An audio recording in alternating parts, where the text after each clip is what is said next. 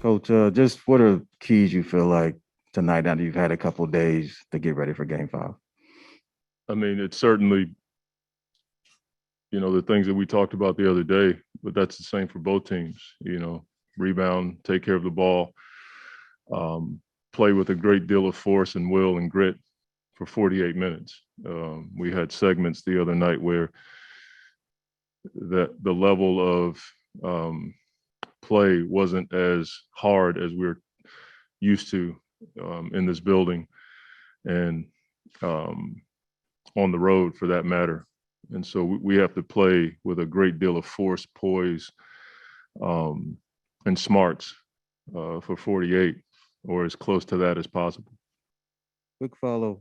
When you look at the way Devin played and then with the foul trouble, do you even have that foul trouble conversation with him, or do you just say, hey, that's one game, just be alert of this or that when you're out? No, we talked about a couple of situations where he could have, you just have to be careful. The one time when he blocked out Tucker and all of a sudden Tucker falls down, that's just savvy on Tucker's part. So you just have to be aware of those situations. Both teams are using everything to get a win, and that's what this time of the year is.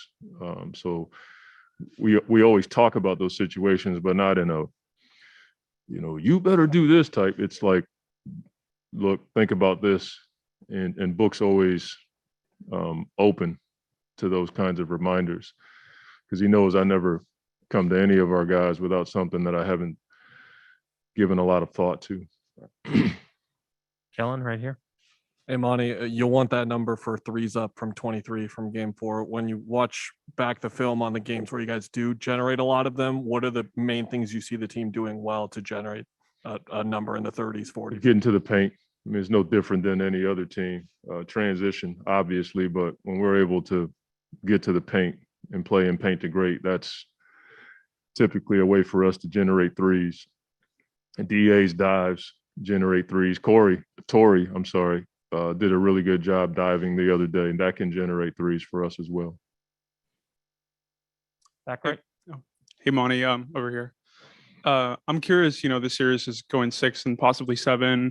It's a tense environment. You're looking at film and adjustments every day, but I'm curious as to what have you been doing personally when you've had time off to unplug a little bit? What do you write for? Boring.com? You don't want to know what I do in my spare time. It's not that. I mean, I'm just curious. I don't know. I'm at the house, my kids make fun of me, and I read, and then I get back to work. I'll go outside with my dogs.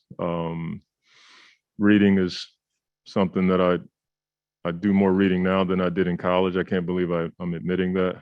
I didn't know what a syllabus was until I got to college. So, but I just enjoy time with my family, goofing around. And at night we have devotionals at night where we read a Bible verse and we talk about the Lord and his impact on our lives and what he's done for us. And it's been really cool to talk to my children about the stresses and fears and all the stuff that I've gone through the last 2 months, because they look at me as big as I am, in a certain way. And I think it's cool, especially with my boys, to teach them it's okay to be fearful, but not let those fears stop you. And so the conversations with my kids the last few weeks have been really, really cool. So that's probably the most enjoyable thing I do. That allows me to get away from this a little bit.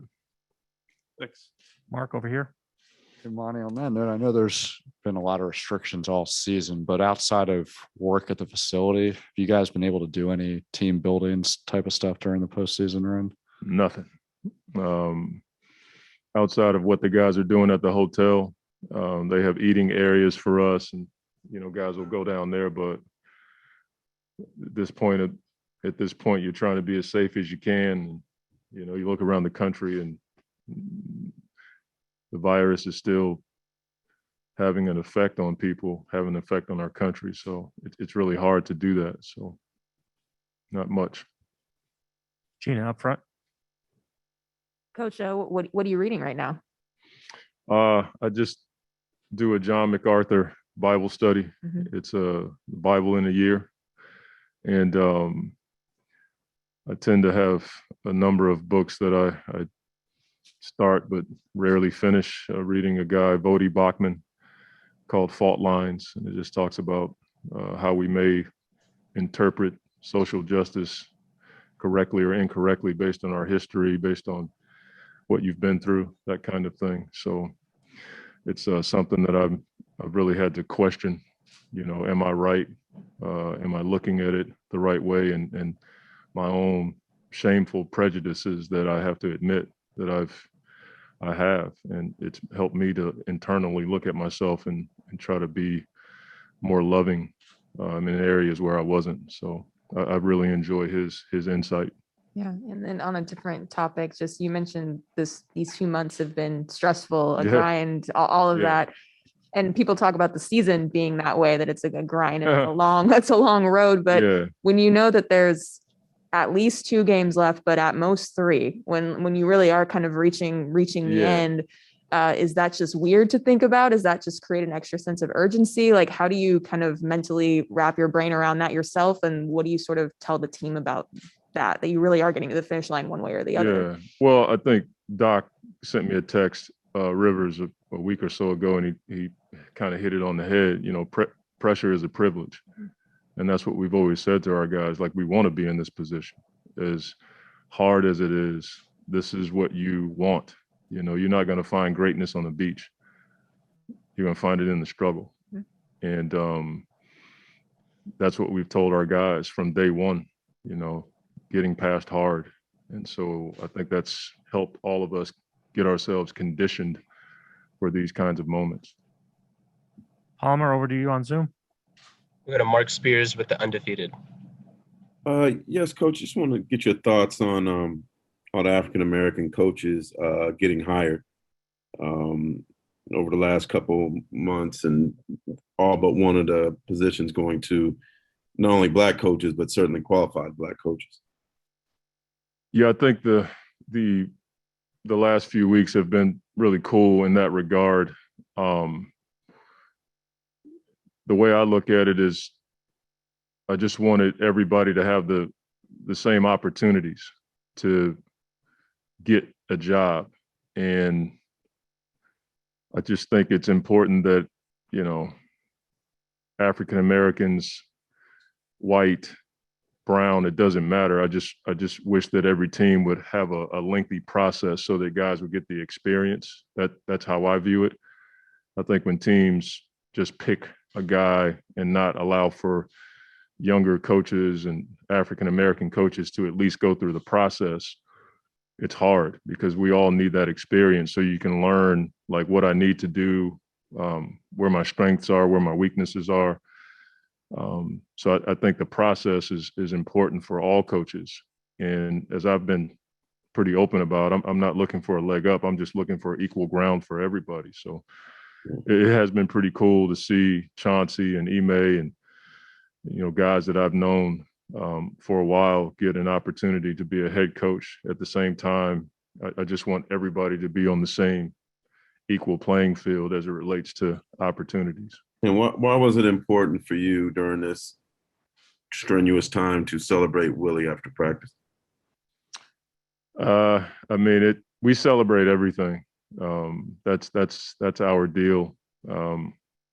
But it was really cool to do that for Willie because he's meant so much to the program. And he and Tara are going to be sorely missed. And he's like family to me. I don't know if it's well documented, but I played with him and I was his vet. Then I coached him, and then, we worked together. And to see him be in that position and go back to a place where I used to be a head coach is like holy toes. Like that's pretty cool. So I just thought we'd take some time to celebrate something that we felt like was important. Dwayne and Melissa, last two. Yeah, Coach, just to follow that up, I'm sure that you got advice from Nate when you were getting ready to go for your first head coaching job. What things did you talk to Willie about just going through the process of him getting the Yeah, opportunity? just don't do some of the stuff I did.